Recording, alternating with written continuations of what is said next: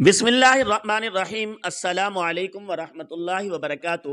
عبدالعزیٰ بن عبد المطلب، جس کی کنیت ابو عتبہ تھی، قریش سردار اور اللہ کے آخری پیغمبر حضرت محمد صلی اللہ علیہ وآلہ وسلم کے حقیقی چاچا تھے۔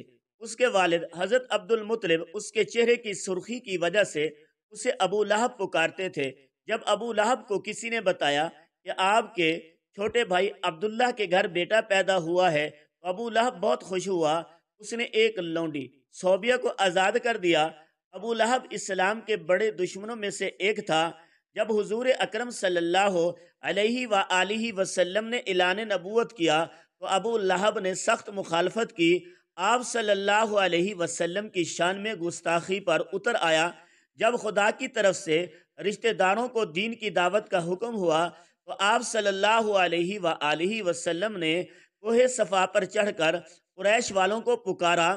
جب سارے اکٹھے ہوئے تو آپ صلی اللہ علیہ وآلہ وسلم نے فرمایا، اگر میں آپ کو کہوں کہ اس پہاڑ کے پیچھے سے ایک لشکر آپ پر حملہ کرنے والا ہے، کیا تم میری بات پر یقین کر لو گے؟ سب نے آپ صلی اللہ علیہ وآلہ وسلم کے حکم پر لبیک کہا کہ آپ صلی اللہ علیہ وسلم نے ہمیشہ ہی سچ بولا ہے۔ اس کے بعد آپ صلی اللہ علیہ وآلہ وسلم نے فرمایا، میں خدا کے حکم سے تم کو ایک سخت عذاب سے آگاہ کرنے کے لیے آیا ہوں جو دشمنوں کے حملے سے بھی زیادہ خطرناک ہے۔ جب آپ صلی اللہ علیہ وسلم نے یہ الفاظ فرمائے تو ابو لہب نے آپ صلی اللہ علیہ وآلہ وسلم کی مخالفت کرتے ہوئے کہا، غارت ہو تم پر، نعوذ باللہ، تم نے ہم کو اس لیے بلایا ہے۔ اس پر سورت لہب نازل ہوئی۔ جب رسول اکرم صلی اللہ علیہ وآلہ وسلم پیغام خدا دیتے تو ابو لہب آپ صلی اللہ علیہ وآلہ وسلم کو برا بلا کہنے لگ جاتا کہ یہ جھوٹا ہے جو اپنے آباء و اجداد کے دین کو چھوڑ کر اپنا جھوٹا دین پھیلا رہا ہے۔ بعض روایات میں ہے کہ ابو لہب نے کوہ صفا پر آپ صلی اللہ علیہ وآلہ وسلم کو قتل کرنے کے لیے ایک پتھر بھی اٹھا لیا تھا۔ ابو لہب حضور اکرم صلی اللہ علیہ وآلہ وسلم کی بے حد مخالفت کیا کرتا تھا کہ جب حضور اکرم صلی اللہ علیہ وآلہ وسلم کے بیٹے عبداللہ کا انتقال ہوا تو ابو لہب بہت خوش ہوا اور دوڑتا ہوا اپنے دوستوں کے پاس گیا اور کہا، حضور اکرم صلی اللہ علیہ وآلہ وسلم ابتر، نسل ختم ہو گئی ہے۔ نعوذ باللہ، ایام حج میں بھی ابو لہب آپ صلی اللہ علیہ وآلہ وسلم کے پیچھے لگا رہتا تھا، یہاں تک کہ وہ آپ کو پتھر مارتا تھا جس سے آپ صلی اللہ علیہ وسلم کی ایڑیاں خون سے تر ہو جاتی تھی۔ قرآن پاک میں بدبخت ابو لہب کی موت کے بارے میں سخت الفاظ بیان کیے گئے ہیں جو کہ حرف بحرف پورے ہوتے ہوئے نظر آ رہے ہیں۔ بہت ذلت کی موت مرا۔ ابو لہب بہت مالدار، حضور اکرم صلی اللہ علیہ وآلہ وسلم کی بات سے ڈر جاتا تھا تو کہتا تھا، اگر حضور صلی اللہ علیہ وسلم جب اس کے خدا کے عذاب سے ڈر سچ ہے تو آخرت کے دن مال و اولاد کا نذرانہ دے کر عذاب سے چھوٹ جاؤں گا۔ ابن اسحاق سے مروی ہے کہ جب ابو لہب کی بیوی ام جمیل کو پتہ چلا کہ میرے خاوند کے بارے میں صورت نازل ہوئی ہے، وہ ایک پتھر لے کر آپ صلی اللہ علیہ وآلہ وسلم کو مارنے کے لیے مسجد حرام پہنچ گئی۔ حضرت محمد صلی اللہ علیہ وآلہ وسلم حضرت ابوبکر صدیق رضی اللہ عنہ کے ساتھ آرام فرما رہے تھے تو اللہ تبارک و تعالی نے ام جمیل کی نظروں پر ایسا پردہ ڈالا کہ اس کو صرف حضرت ابوبکر صدیق ہی نظر آئے۔ اس نے پوچھا کہ مجھے معلوم ہوا ہے کہ حضرت محمد صلی اللہ علیہ وآلہ وسلم میری مذمت کرتے ہیں، خدا کی قسم اگر حضرت محمد صلی اللہ علیہ وآلہ وسلم میرے سامنے ہوتے تو میں ان کو پتھر مارتی۔ وہ دشمن اور مخالفت کی وجہ سے حضرت محمد صلی اللہ علیہ وسلم کو کہتے تھے۔ یہ کہہ کر وہ واپس چلی گئی۔ وہ دشمن اور مخالفت کی وجہ سے وہ حضرت محمد صلی اللہ علیہ وسلم کو کہتے تھے، یہ کہہ کر واپس چلی گئی۔ قریش والے جب آپ صلی اللہ علیہ وسلم کو برا بلا کہتے ہیں تو آپ صلی اللہ علیہ علیہ وسلم کہتے ہیں، میں محمد صلی اللہ علیہ وسلم خدا کا آخری رسول ہوں۔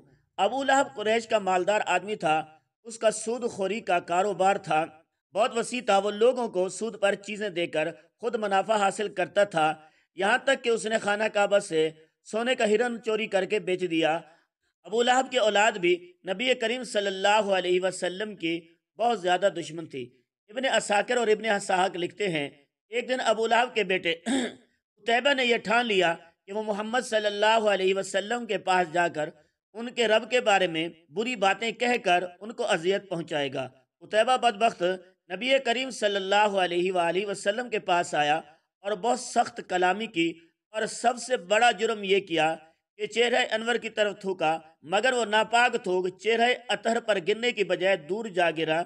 اس کی گستاخی پر حضور اکرم صلی اللہ علیہ وآلہ وسلم نے دعا مانگی، اے اللہ اس پر اپنے کتوں میں سے کسی کتے کو مسلط کر دے۔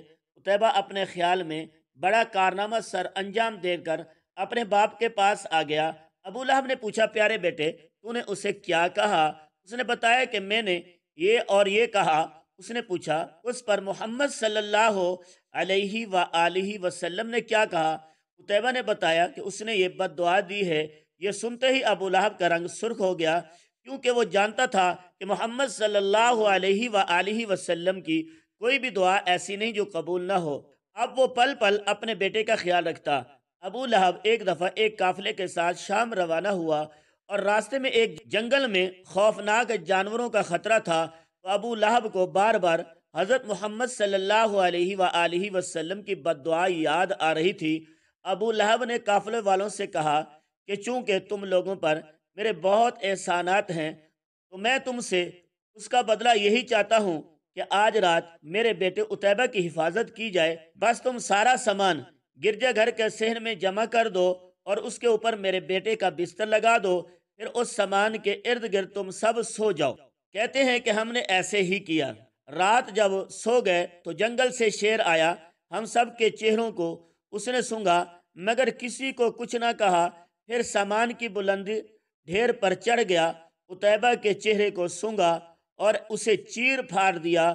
ابو لہب کا برا حال تھا اور وہ کہتے جا رہا تھا، میں جانتا تھا میرا بیٹا محمد صلی اللہ علیہ وآلہ وسلم کی بدعا سے کبھی نہیں بچ سکے گا۔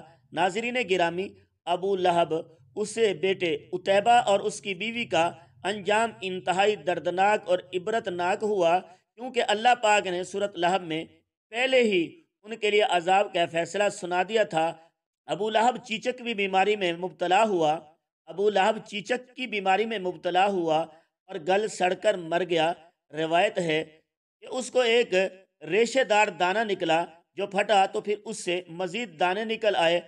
اب ان دنوں کی جب بدبو پھیلنے لگی تو اس کی اولاد اور بیوی نے یہ فیصلہ کیا کہ ان کو اپنے گھر سے کسی ویران اور کھنڈرات میں منتقل کر دیا جائے تاکہ یہ بیماری کسی میں منتقل نہ ہو۔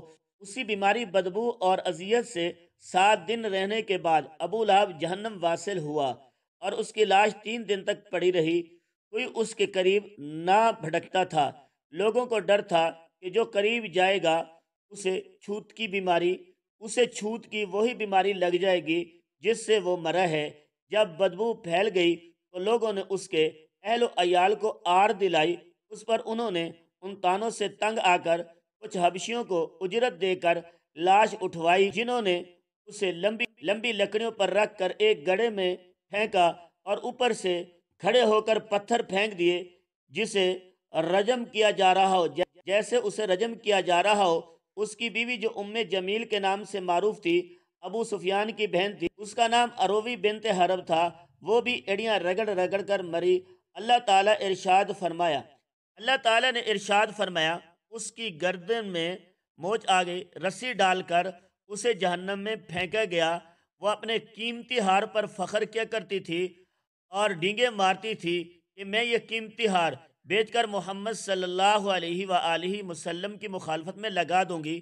اللہ تعالیٰ نے اس کی گردن میں وہ توق ڈالا جس سے شیطان بھی پناہ مانگتا ہوگا۔ اللہ تعالیٰ ہم کو بھی اسلام پر چلنے کی توفیق عطا